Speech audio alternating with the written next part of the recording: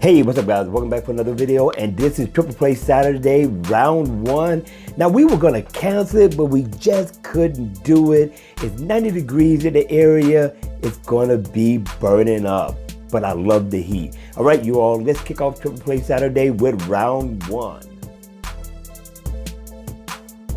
What's up? Welcome back to another video, and yes, this is Triple Play Saturday round one. Now this one is nice. It's by a developer that goes by the name of DXS Studio. Very nice looking watch face. The name of it is called MTH0031.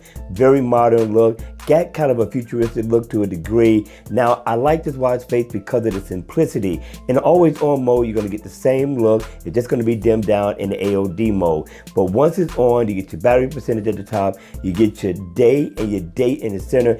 And what's nice about it is that you got an animated second hand that's going around that particular dial. Now you come over here, you got your minutes and you got your hours. Down at the bottom, you're gonna get your steps. Again, very simple watch face. Very nice for everyday wear, and it is affordable, truly affordable, in the Gear Manager store.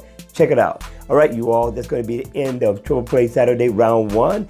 Get ready for Triple Play Saturday round two, coming real soon.